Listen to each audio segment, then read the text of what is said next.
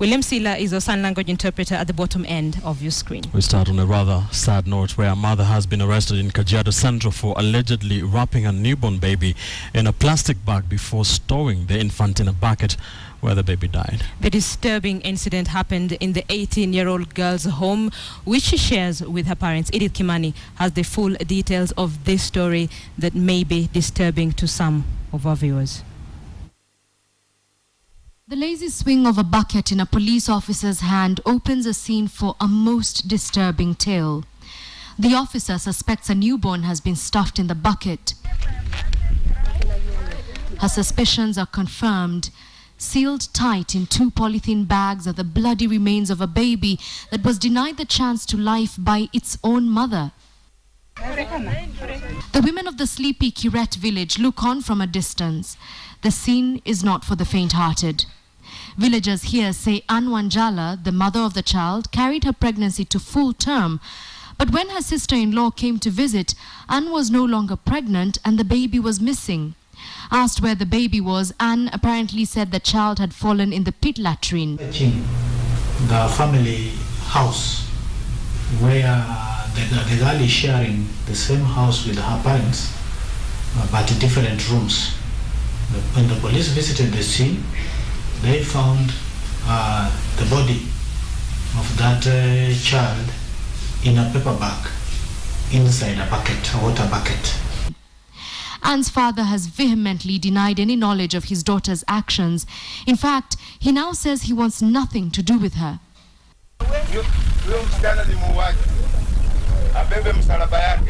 What is curious and perhaps most disturbing is the villagers' claim that twice before, Anne has allegedly carried pregnancies to full term and delivered, yet she has no children. Opened investigation into the matter, and the lady is at the senior police station helping police with the investigation.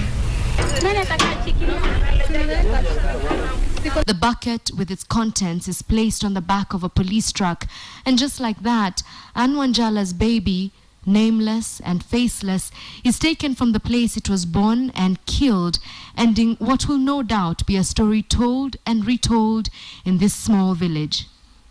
Edith Kimani, KTN. Such a painful story. Activities at the Pumwani Maternity Hospital have remained paralyzed after what expectant mothers at the facility are calling a workers' go-slow.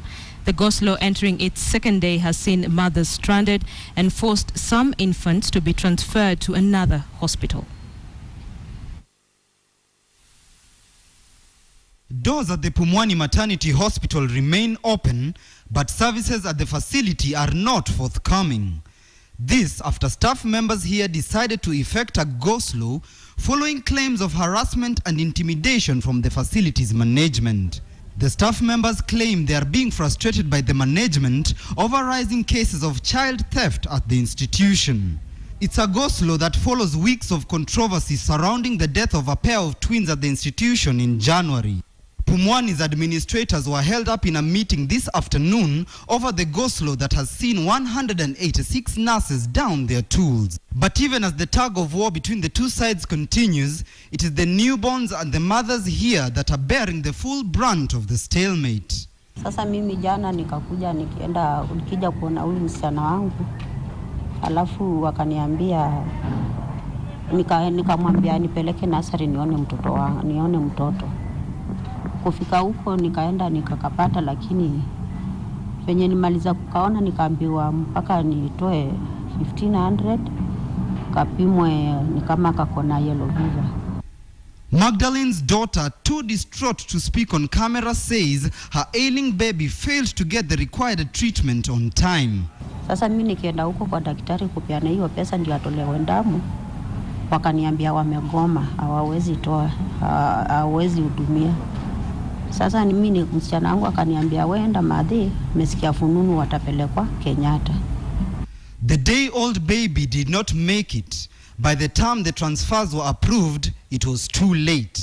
Msichana wangu alikuwa anaenda kwa ambulance, akifika huko mtoto akaanza kupumua akifuta pumzi. Ndio daktari mkubwa akakimbia akakuja akamrudisha tena kwa mahali alikuwa. Akifika hapo sasa hata kumaliza one minute akaenda akatuacha. It is not the first time the facility's staff are going on strike over such an issue. The hospital has in the past been accused of instances of child theft and swapping of babies. It remains to be seen if the county government of Nairobi will intervene to allow services resume normally. Pumwani Maternity Hospital, one of the most renowned medical facilities in terms of maternal health care, is usually a buzz of activity right about a time like this. But a biting workers' go-slow has affected and paralyzed activities at the center, leaving empty wards and stranded patients. Timothy Otieno, KTN. Right. Now, runaway insecurity and rampant cases of corruption among state and public officers could feature prominently in President Uhuru Kenyatta's third State of the Nation address tomorrow afternoon. The President will address the nation together at the joint session of Parliament, which will be televised live on KTN from 2 p.m. KTN's Aaron Ocheng now takes a look at what the President is expected to address. President Uhuru Kenyatta will deliver his third State of the Nation address before Parliament Thursday afternoon.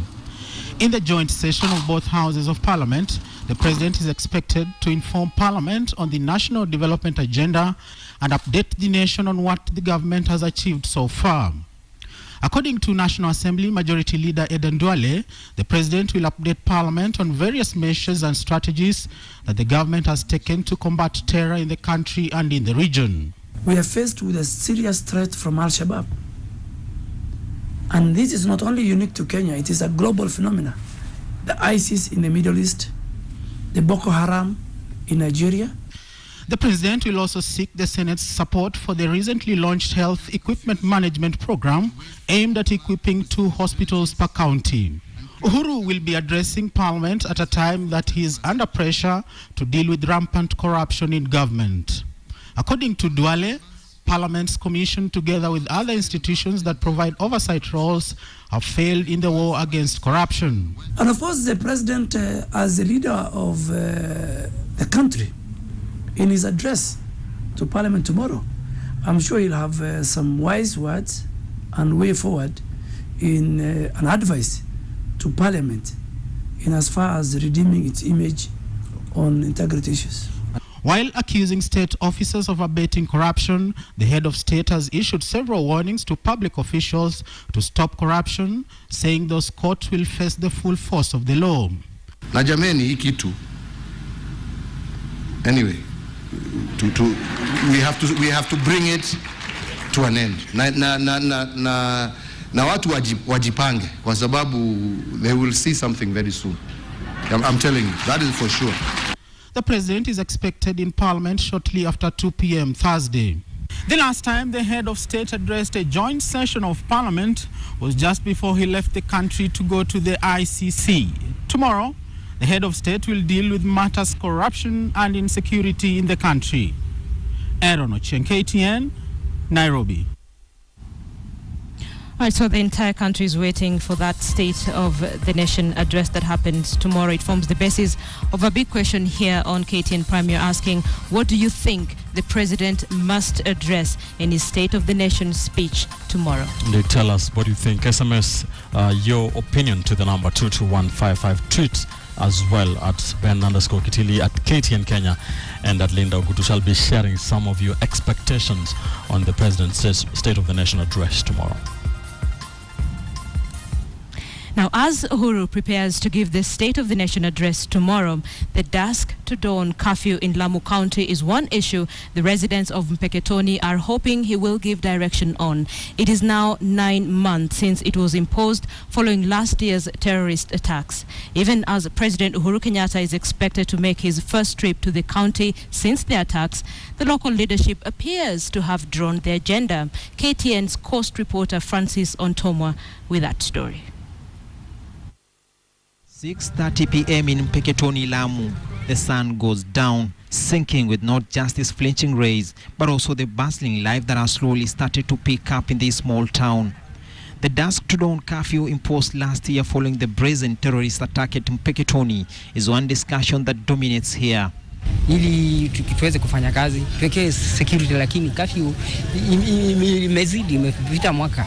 Sasa unakuta income yangu iko na shida. Sasa mimi natoka, iko kama mimi ni bachelor, inabidi nitoroke nilale njaa. Curfew yenyewe watu tuseme imetusaidia mahali, manake sasa venye tulikuwa tunakaa na wasiwasi, hatuna wasiwasi, mtu anaweza kulala mzuri na bila kusikia uoga sana.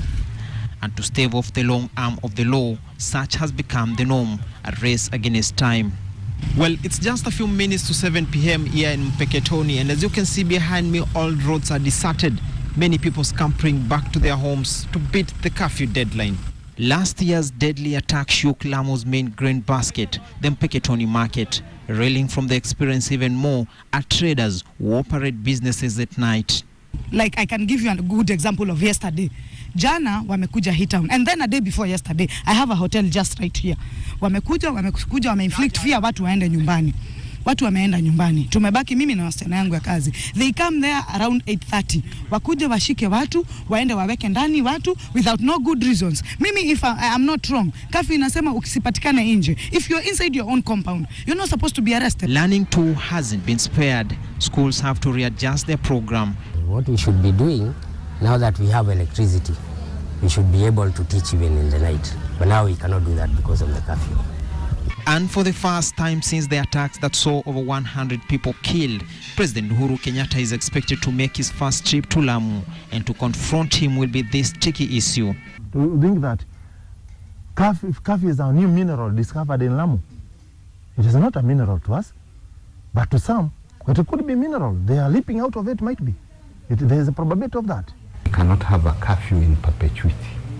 You cannot clamp down on people that every evening by 6 they have to be in their homes.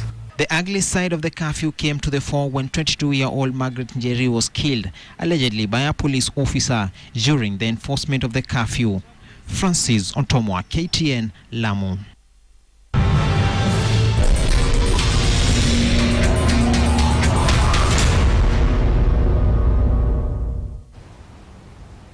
Now, as Aaron Ocheng told us in his preview of the State of the Nation address, corruption is one of the biggest issues the country expects the president to talk about. According to the Auditor General and the Public Accounts Committee of the National Assembly, close to 300 billion Kenya shillings is lost annually through graft. Before we speak to former Justice Minister Martha Karua on this issue, KTN's Michael Karanja brings us tonight's episode of the Graft Diaries, taking a look at how corruption is linked to the high level of taxation in the country.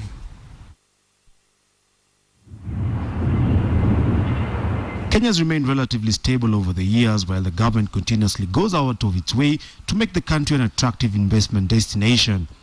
By and large, these two fronts have worked given the number of international organizations setting up shop in the country. However, grand corruption has dogged various administrations, with mega graft scandals almost always being handed over from one government to the next. Then you worry, because I think it shows the inability to account for spending, just for your taxes and mine. It's a big problem, I think. It's a big problem, and I think it's a big constraint to Kenya's growth. Successive governments have appeared either unable or unwilling to decisively deal with the corruption menace that continues to rob the country billions of shillings. By the latest estimates, close to 300 billion shillings is either unaccounted for or lost entirely through corruption practices every year. Corruption has in turn left the government cash-strapped, unable to meet some of its obligations on an annual basis. And this has meant that the government has consistently relied on the fastest and most available route to raise funds, taxes. Kenya is one of the highest tax countries in Africa, from income tax that accounts for 42% of government revenue to VAT, which accounts for 24% of revenue. In the recent past, the government has also increased excise duty, reintroduced capital gains tax, and also imposed a 1.5% levy on all imported goods. So if taxpayers are expected to foot the bill, why is it that the government continues to waste money collected internally? We can't afford to say that, well, we are asking the public sector to do too much by reducing corruption. They have no choice. We have to make it clear to Parliament through the Parliamentary Accounts Committees and the other committees that one of the things we expect you to do is not to call cabinet secretaries every now and again to answer silly questions or to just bother them by trying to project your power. We want to see you dealing with the backlog of Auditor General's cases that involve corruption. At the same time, the government always accounts for donor support in the budget. In the 2014-2015 budget, receipts from loans and grants account for 15.6% of the national budget. But how attractive is the country if the government consistently loses so much money? If the recent trends are anything to go by, not so much. Some donor agencies have resorted to bypassing state agencies and funding projects directly to avoid such wanton wastage of their funds. Even worse, the donors are now nitpicking among different projects. Certain sectors are considered safe. The energy sector, which has been a pet project for President Uhuru Kenyatta, has received support from donors as well as financial institutions. Other sectors like mining, which is considered the third worst in Africa, and transport have been shunned by investors. Countries do collapse because of corruption. Think of countries like Haiti. Think of other countries, even in this continent. Corruption has a way of feeding itself into insecurity, feeding itself into hatred, feeding itself into bad politics, and before you know it, a country with a lot of potential like Kenya is just stagnant. But with this systemic corruption, what can be done to reverse the trend? Analysts argue that there needs to be an overhaul of the government's financial management system to weed out corruption. To its credit, Treasury has now introduced the Integrated Financial Management Information System, or IFMIS. The system is able to capture financial flows within government, giving real-time reports to help manage wastage. But is this enough? This is the public finance management system that I have, but if I wanted one that is, and this government is very committed as well, it states it every now and again, that they will not condone corruption. So what the President and the Cabinet should ask itself is, if you were building a new public finance management system from scratch, what would it look like? Michael Karanja, KTN. Michael Karanja there, looking at corruption, what it has transformed into in the country. Let's keep this conversation going. Remember, we have been addressing graft diary since last week. This evening, we're speaking to Martha Karua, former Justice Minister, 2013 presidential aspirant. She's a lawyer by profession. And we are speaking to her because we need her to help us to understand what really could be going on in the fight against corruption in this country, what can be salvaged as we speak. Mheshimiwa, thank you so much for joining us on KTN Prime. Okay. Now, there seems to be a crisis in the current parliament, and you're seeing members of parliament being accused of corruption left, right, center. As we speak, you have the Parliamentary Accounts Committee, of course, now before the Powers and Privileges Committee, and you have the Agriculture Committee members fighting over who got the fattest bribe. What are your thoughts on members of parliament being accused of corruption? I think until enforcement of the law becomes a reality, the problem of corruption will continue. We had 2 MPs at the weighbridge threatening police officers in the course of their duties. It was buried under the carpet. The next day you hear corruption allegations in the Public Accounts Committee. We're waiting to see what happens. So what is happening is that failure to act, failure to enforce the law is reinforcing the impunity and the feeling that people can do anything they like. And I'm not saying that corruption has started with the current parliament. I think, as far as I can remember, corruption allegations by members of parliament, cash for questions, corruption within committees was there even within the 6th parliament that I served in. That was the first parliament I served in. And that was 1992 to 97. It was the 6th or the 7th parliament. And they were not acted on, but that time there were fewer people who were indulging in such habits. The majority were continuing with their duties. But incrementally, because these allegations have never really been acted upon, they multiply. I remember, I think it was the 9th or the 9th Parliament, when the then Speaker Kaparo discovered that there was false mileage claims and purported to forgive the perpetrators. So basically that yesterday. So this is something that has reinforced itself, and it's the same within the ranks of the executive. You find that cabinet ministers, permanent secretaries, and other senior officers involved in corruption are rarely charged. And when they are taken before a court of law, the cases drag and are either thrown out. Take, for instance, the Anglo leasing cases. We may be smiling at last somebody has been taken to court. But I know that there were two sets of contracts, which we were referring to as the Kamani contracts, and the Kamanis are before the court, and the Pereira contracts. Where is Pereira and where are the Pereira contracts? So basically, there are many other people, ministers, permanent secretaries, who ought to have been arraigned. I mean, former ministers. We haven't seen them. We'll come back to the judiciary and the judicial system and the law and, of course, the executive. But here is why this is a concern for so many Kenyans, because Parliament is essentially an oversight body on state organs. So what then does this do to the credibility of Parliament as an oversight body in your view? I think Parliament has lost its credibility. We are not talking of one or two incidents. We are not talking of one or two committees. Graft now is a feature within Parliament. And graft allegations are everywhere, including in procurement of services, goods and services for Parliament. And I think that until we clean up the institutions that are supposed to oversight Parliament, the Ethics and Anti-Corruption Commission, the executive, the judiciary, the purge has been ongoing, but still there is some corruption creeping in.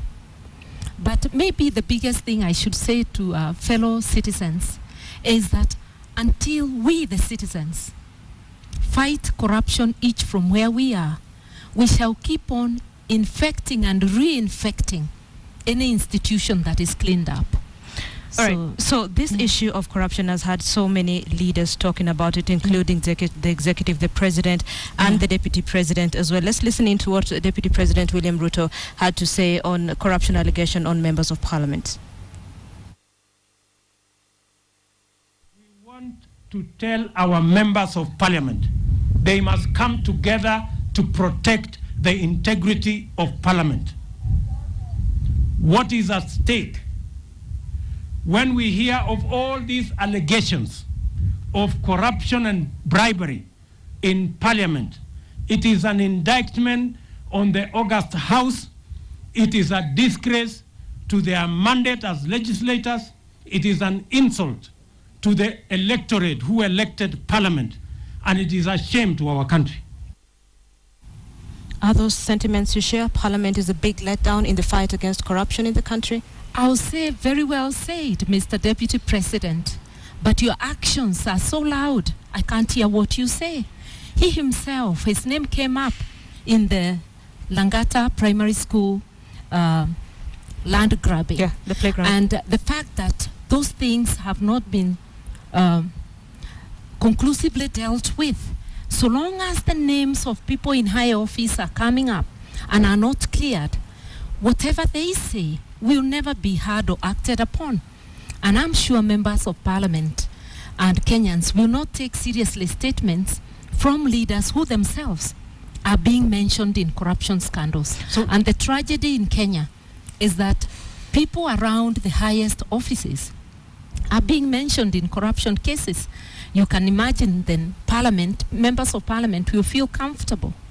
Yeah. All right, like you say, we have different leaders being mentioned. You've talked about the Deputy President, and of course, the other day we were focusing on graft diaries, and we touched on some very high-profile people in government who are being mentioned in the Parliamentary Accounts Committee. You have Mutai Ringo, you have Francis Kimemia, you have State House Comptrollers. What essentially should be done to the high, quote-unquote, who are being mentioned in corruption allegations? I think the Ethics and Anti-Corruption Act, read together with the Public Officers Ethics Act, and Chapter 6 of the Constitution, anybody mentioned in corruption scandal should step aside to facilitate investigations.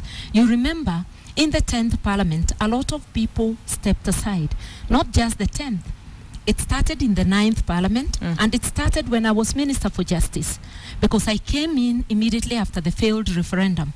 And that's when the Anglo leasing cases came up. And I did recommend, as I was duty-bound to do, to the President, that those involved should step aside to facilitate investigations. That's the first time people stepped aside. And this went on. You remember Kimunya stepping aside? Yes. Moses Wetangula, Senator Wetangula steps aside. And when we promulgated the Constitution, we raised the matter from the back benches. And the Deputy President, then a Minister of Agriculture, had to step down because he had a pending case. So I'm saying, why aren't we doing that today?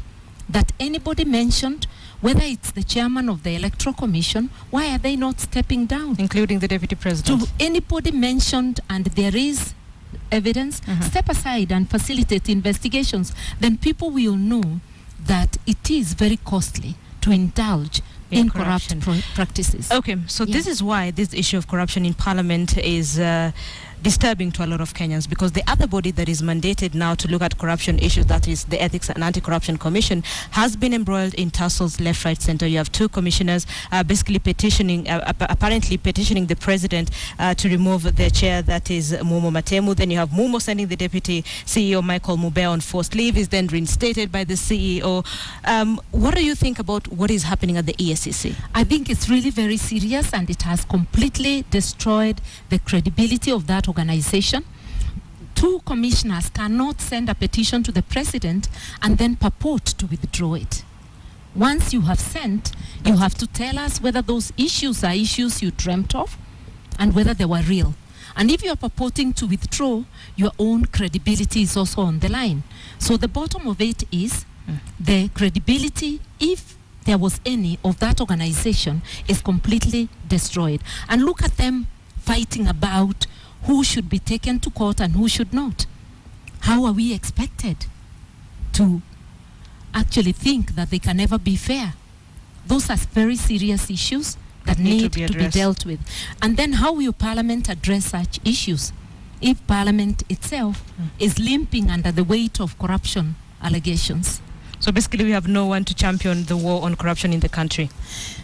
And I am saying that we are responsible as a nation because we elected the members of Parliament. We have elected the highest lead office holders, and a country gets the leaders it deserves. We need to think which way Kenya.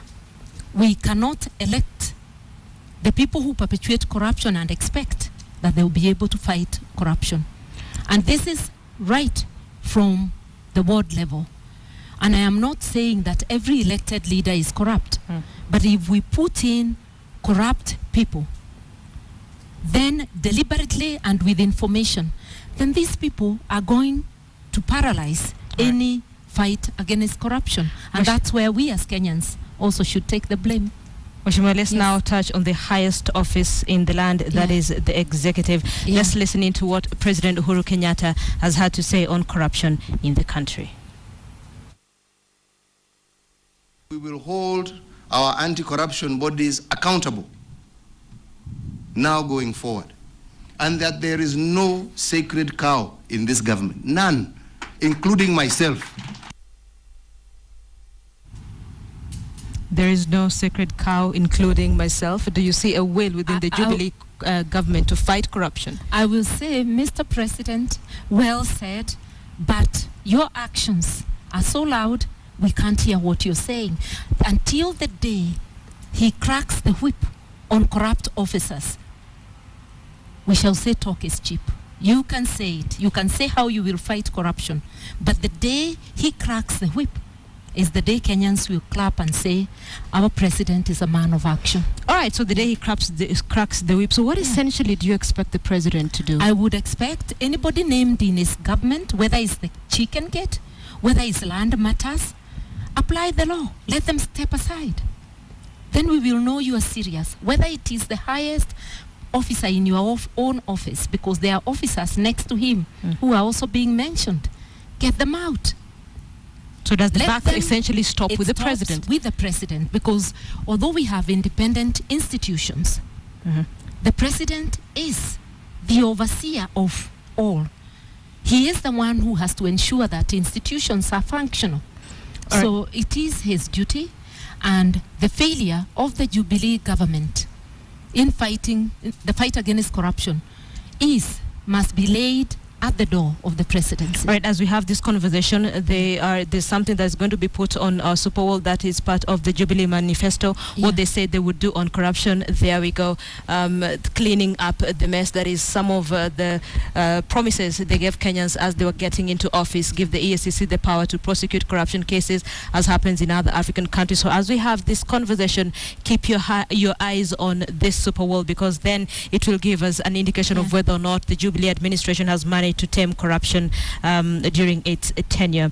Mheshimiwa, none of these reports that we're getting on corruption seems to go anywhere, because there's so many cases, none of them is being prosecuted. Essentially, where can one start? I think as citizens, we have a right to demand, and I have had civil society, I've also had fellow opposition leaders calling on the government to step up the war against corruption. It cannot be an answer for the government to say that last time you were in government, this was happening. You are in government now. Face your duty, stand up to your duty. So they are in government. You are the presidential aspirant, one of the presidential aspirants in 2013. Assuming you're in government now, what would you do different to tackle corruption? I have said that I did advise during the Kibaki years on people to step down. From the backbench, I forced through parliament people to step down. Anybody mentioned would stand suspended to facilitate investigations in accordance with the law. And then you also make sure that prosecution is working. If issues arise in a body like the EACC, then deal with it according to the law, because those officers are not above the law. Their integrity can be probed, and if they are found wanting, we follow the law and we get people who can do the job. Whether it is the Electoral Commission, you cannot afford to have the highest officers in the Electoral Commission mentioned with scandals of corruption. Whether or not they did it, they need to step aside, facilitate investigations. People in cabinet, scandals everywhere. Mheshimiwa, so with everything that you're saying, should corruption be declared a national disaster? It is already a disaster. It doesn't have to be declared. Look at the money the government itself is admitting we lose every year, 1/3 of the budget. And then look at fellow Kenyans staring at death because they cannot get cancer machines working at the Kenyatta National Hospital. These are machines we can afford to have in every county. If you count the money that is being lost through corruption, there are so many other services Kenyans would get. So it is a disaster, yes, and we need to act, not just talk about it. Finally, Mheshimiwa, before I let you go, the war on corruption, are we winning? Are we stalling? Did we lose this war a very long time ago? I think we are winning and stalling at the same time, and the wins are the fact that citizens are not helpless. They can organize, they can petition, they can demonstrate, they can force the political will to be generated. So to Kenyans, fellow Kenyans, I will say, let's not just wait upon the executive or parliament. Let's get active, and let us remember that you have the power of the vote, and you can say moving forward, you will not vote anybody who has been known or has been mentioned in a corruption scandal. Basically, you'll vote in credible you can people. Vote in credible leaders, and any leader who misbehaves or abuses the trust bestowed by Kenyans, just mark them for the next round. So we too have a role to play. Apart from pressurizing government, let us also behave responsibly. We cannot do the same thing and expect different results. All right. Martha Karua, former Justice Minister, thank you so much for speaking to us on KTN Prime. Martha Karua, they are saying enforcement of the law is part of the problem, and all of us have a role to play in the fight against corruption in the country. She says she thinks it is already a national disaster.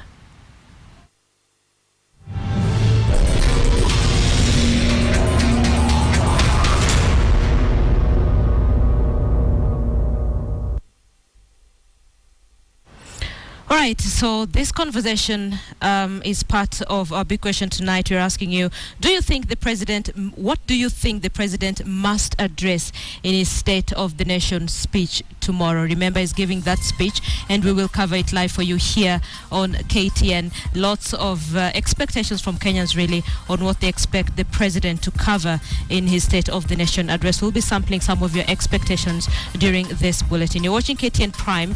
We're taking a short break. Stay with us though. We have more coming your way. Welcome back to KTN Prime. Now, Imenti Central Member of Parliament Gideon Mwiti, who is being investigated over rape allegations, is now trying to reach out to the woman who accused him of rape. According to the woman's husband, Mwiti has tried to call the woman and has been sending emissaries to her. The husband, who declined to speak on camera, made the revelation as a taxi driver who drove the woman from the MP's club described what she was like on that night. Imenti Central MP Gideon Mwiti has denied allegations of rape against him, but admits he was with his accuser from around 6 p.m. to 1 a.m. Saturday night. After meeting at the Pizza Garden, the MP and the woman ended up at the MP's club in this building opposite Krishna Center in Westlands. The club, which we were denied access to, is on the ground floor, and the MP is said to have an office on the first floor. The woman is said to have left here in a huff and jumped into the first taxi, which was parked outside. The driver of the taxi, who has recorded a statement to the police, says she was crying, had torn clothes and bruises on her face. Alikuwa analia sana, ni mtu alikuwa amepigwa na akaniambia aliletewa hata hii nini top yake ilikuwa imerudiwa. According to the driver, he drove her to the Pizza Garden to pick up her car, and she requested him to drive behind her as she drove home, saying she was scared she would be followed by the MP's bodyguards. And the woman's husband now claims the MP has been trying to reach out to her for an agreement by calling and sending emissaries. The Kenya Women Parliamentary Association has condemned the alleged rape incident. We are following closely the investigations that are taking place on the case of the woman who was allegedly raped by a member of parliament, and we hope that they can get to the bottom of this matter. And should this member be found culpable, we would like legal proceedings, criminal proceedings against the said member. The doctor, who is said to have forcefully conducted a HIV test on the woman, Dr. David Mushiri Mwangi, was today summoned to record a second statement. Mwiti will also be required to report to the CID every day. Rita Tinina, KTN. Let's now focus on security, or insecurity, if you like. At Kakong Primary School in Turkana South, education is a matter of life and death. The constant raids in the school that is at the border of two warring communities has been the target of banditry attacks, but this has not deterred some students from attending school. Masi Kandie with that story. The pen, they say, is mightier than the sword. But in Turkana South sub-county, the pen and the sword, well, in this case the gun, are mighty in equal measure. Kakong Primary School sits at the border of Turkana and Pokot, a region that has been the constant target for cattle raids. Tunakaa tu, tunalia, tukanyamaza, tukangoja kifo ya siku ngine tena.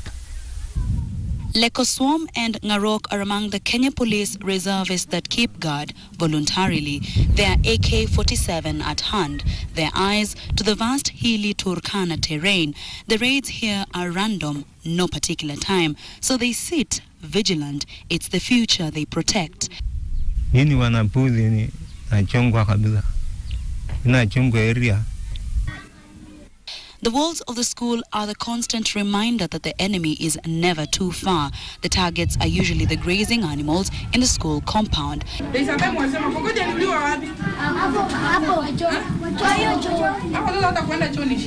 Elizabeth Ogeto is a teacher here. She says the children over time have learned the tactics to escape the bullets fired by the bandits.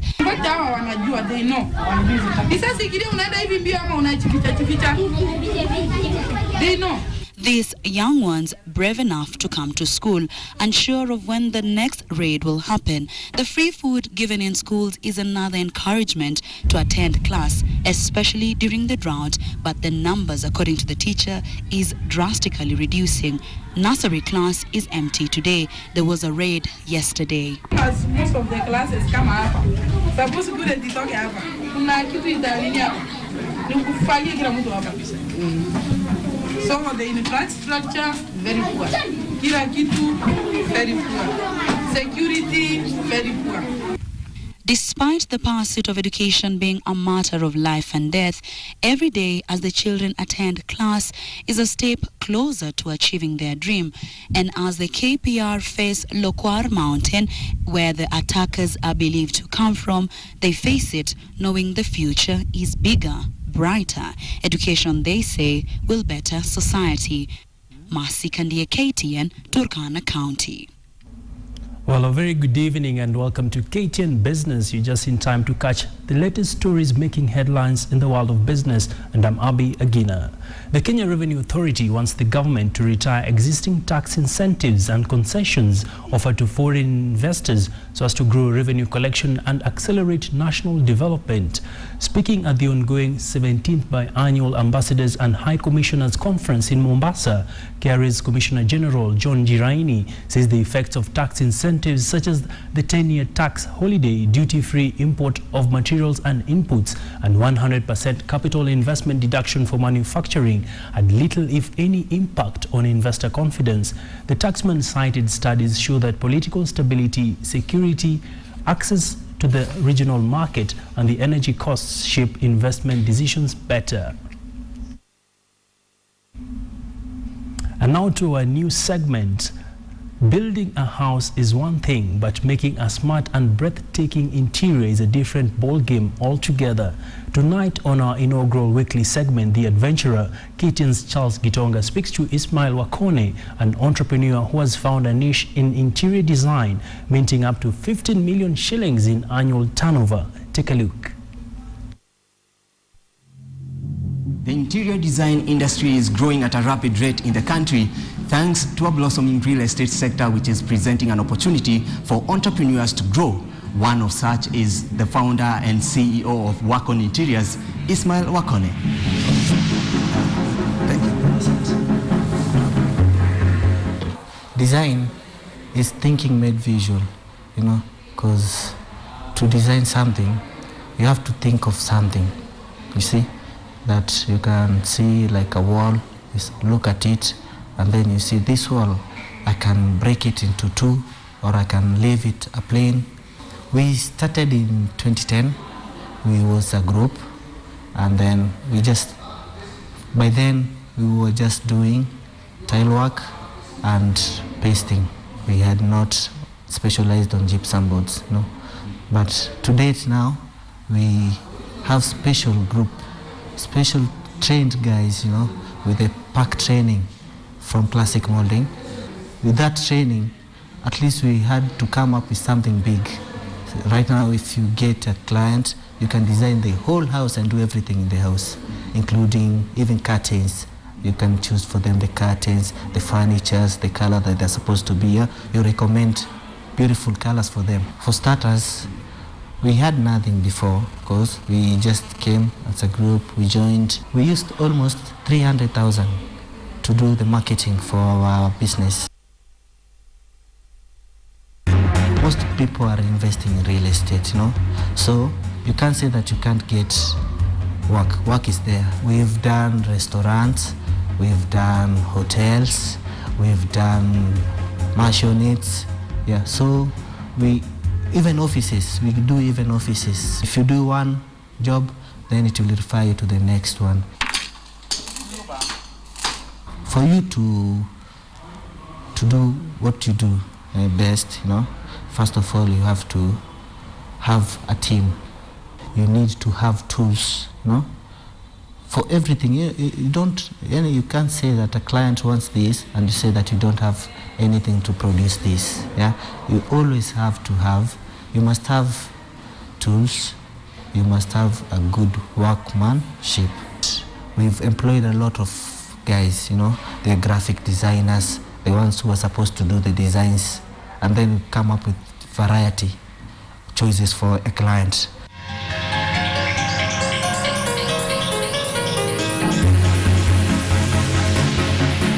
Nothing good comes in a cheap way, you know. So if you want something good, then you'll have to spend, you know, because you can spend from almost $1 million to almost 5 million, depending on the designs that you want done. So the challenges are, maybe a client wants a certain material, and then when you go there to the market, you look for that material is not around, so it has to be imported. So the period that it's going to take for it to be imported, yeah, already the client has given hope on you. The biggest success in this industry, you can say, first of all, you get knowledge, and knowledge is power. You know, with knowledge, you got power, and with power, there's nothing that you cannot do.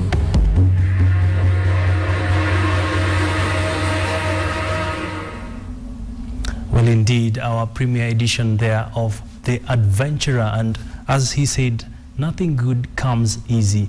And to some good news from Kenol Kobil. Kenol Kobil is reaping the fruits of the restructuring program that began in 2012. The farmers posted a 95% jump in net profit for the full year, ended December 2014, hitting 1.09 billion shillings.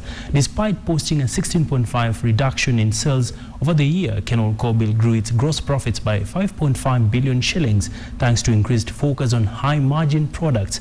The farm also cut its operating costs for the year to 1.9 billion shillings thanks to a leaner organizational structure and increased focus on product segmentation. Well, let's now take a look at how your money worked in our financial report.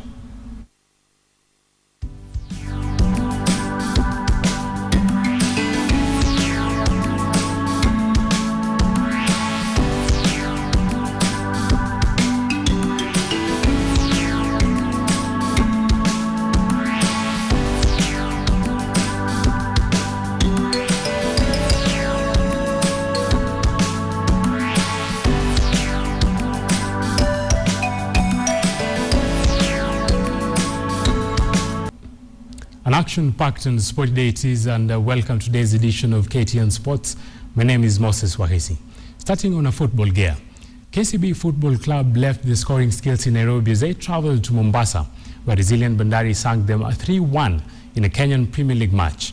Mathare United could only manage a point after the match against Chemelil Sugar ended in a barren draw. In another match, former champions Tusker FC registered their first win of the season following their 2-1 win over Ulinzi Stars, while Western Stima beat Nairobi City Stars. Our very own Hassan Juma now reports.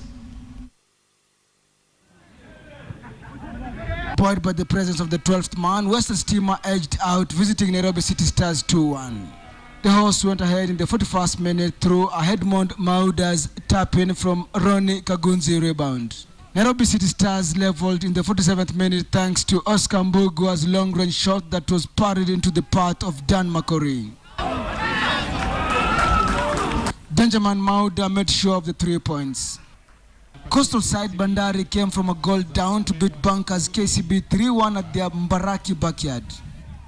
The Bankers broke the deadlock in the 21st minute through Raymond Morogi. David Kingatwa restored parity in the 31st minute.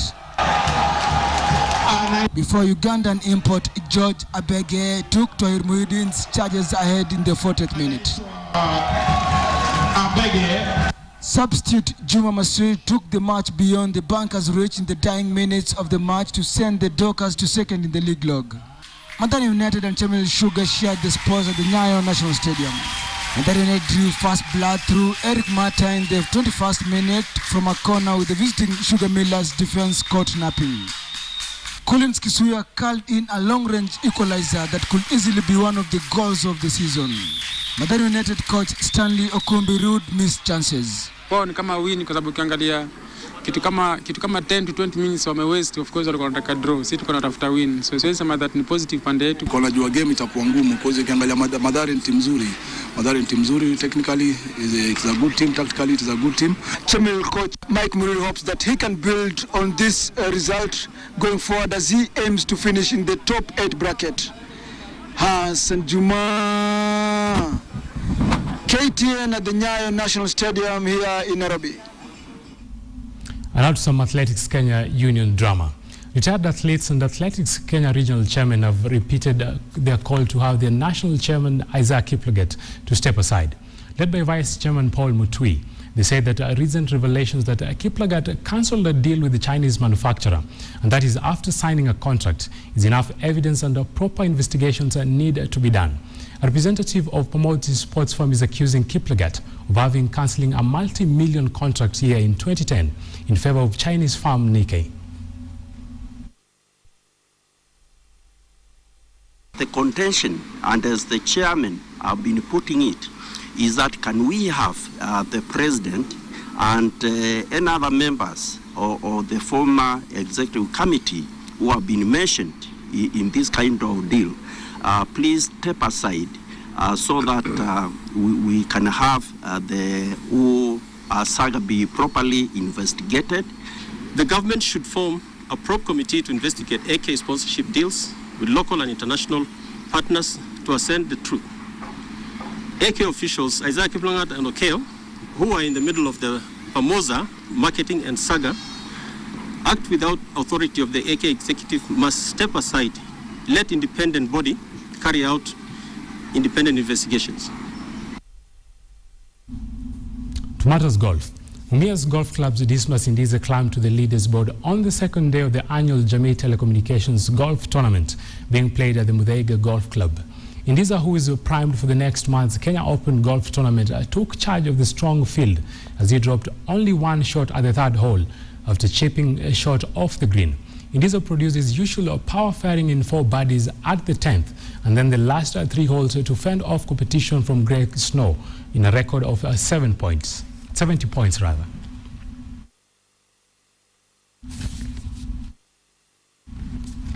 matters of cricket. Defending cricket world champions India will hope that the law of average does not catch up with them when they clash with the co-host Australia in the widely anticipated semi-finals in Sydney on Thursday. India have beaten Australia just once in 35 years in a one-day international tournament held at Sydney grounds, and that's during the reign of Sachin Tendulkar, who then scored a century in the year 2008. India won all 6 group matches in Pool B and then eliminated a spirited Bangladesh by 109 runs in the quarterfinals. 4 times champions Australia have won all the 6 semi-finals they have appeared since the inaugural event in 1975. Australia coach Darren Lehmann expects a wicket similar to that one that his team got in a match against Sri Lanka and has predicted a high-scoring encounter.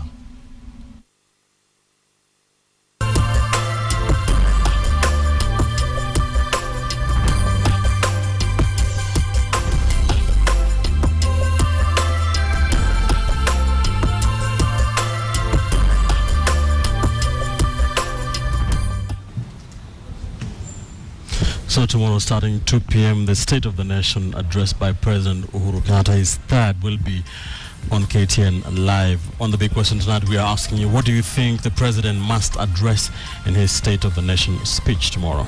Ahmed Mohamed says the President should remind the members of Parliament that the full glare of Kenyans is on them and their actions. No one is sacred. David Kikungi says let the President say what his government is doing to bring to an end the increasingly rampant corruption. At Benabuga says the President should address insecurity situation in the country, especially along Pokot-Turkana border. Mzalendo on Twitter says corruption must be number 1 on the list. No more threats and warnings, but action. The buck stops with him. Finally, at Mukonja says address endemic corruption, radicalization, economic hardship, social cohesion. That is Zeph. I expect the President to crack the whip on corrupt government officials, starting from State House, not just threats. Indeed, so let's see what will be in his agenda tomorrow. We'll leave it at that on KTN Prime. Thank you for watching. We'll see you tomorrow. I'm Linda Ogutu. Many thanks for your company tonight. I'm Ben Gitili. Good night from the KTN News Center.